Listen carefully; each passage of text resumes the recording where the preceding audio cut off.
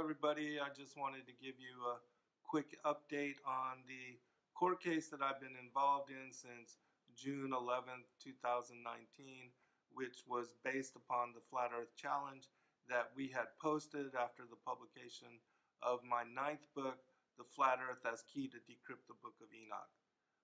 Through Sacred Word Publishing, we posted a challenge to the world that should you be able to confirm either that there was true curvature to the earth or that the earth was moving in excess of 100 miles an hour, that you could win the $5,000 that we had posted as reward, and also the $3,250 which others added to that prize pool.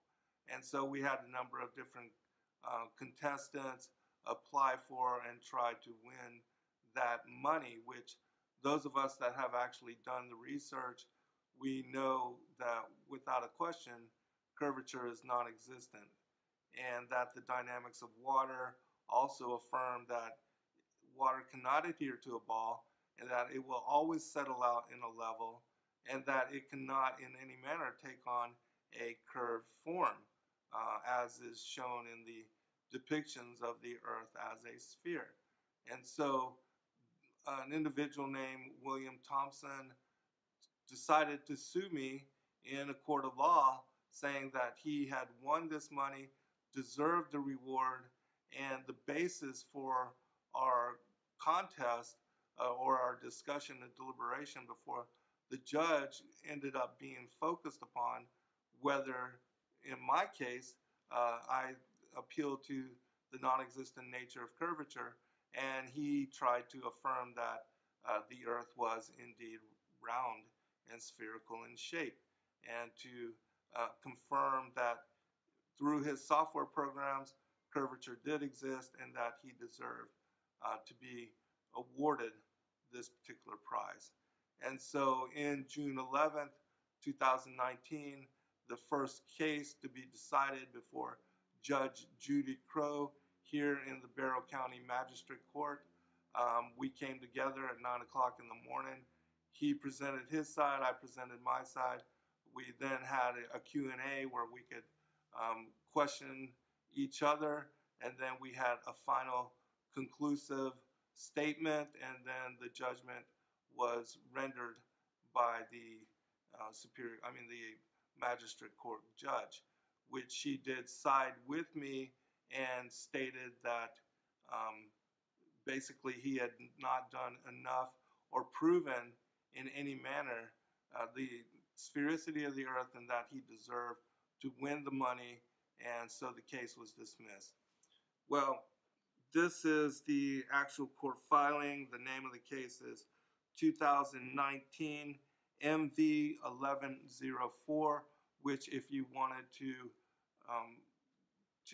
ask the court for the actual documents which are associated to the case, you can do so. Immediately after losing this particular case, Thompson then filed a perjury case against me, and this case was supposed to be decided in court on the 23rd day of July 2019 at 1 p.m. And he said as far as his claims that I had perjured myself, this is what he wrote. Plaintiff says the defendant is indebted to the plaintiff as follows. For fraud and perjury, Mr. Garcia incontrovertibly lied in court in jaw-dropping falsehoods that are demonstratively untrue. Lying in a sworn testimony is perjury and an offense. He played on to the emotions of the judge by being a victim in grotesque theater. I am owed $15,000. And so it was decided that we were going to have to come to court again. He was unhappy about the judge's decision in the first case, and immediately the day after, we concluded the case June 11th. On June 12th, he filed this perjury case against me. And so on July 23rd, 2019, when we came before the judge. Well, actually, we never even got to the point. The judge sent us out the day before and called all of us and said that she was going to allow the case to swap over to the appellate court. And so this case was going to be combined with another case he had filed against me, an appeal to the Superior Court for new ruling. And so the conclusions and the findings of the first case would be thrown out, and we would have to basically retry the case before the Superior Court judge. His name is Judge Mingledorf. So the judge had decided to combine the case and had set it for November 16th, 2019. But my daughter-in-law, Joy, realized I was going to be speaking at the Flat Earth International Conference actually on this particular topic. And so it was pushed to December 16th, 2019.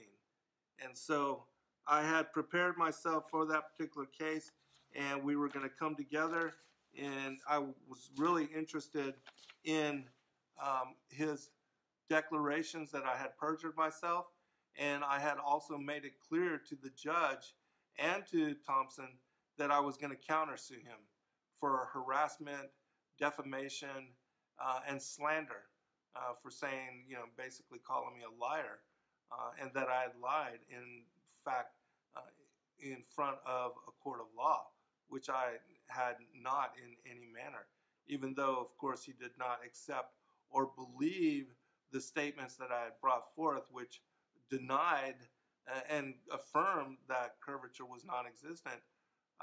Still, he had no heliocentric proofs to contend otherwise. And so I was looking forward to speaking about and rebutting whatever evidence he would bring forth in the following case. And so that case set for December 16th, 2019, which would be this following Monday at 1 p.m. It was just last week that I received these 3 letters, which conclude the case and allow me to move forward to other endeavors, because this has really been something that has weighed upon me.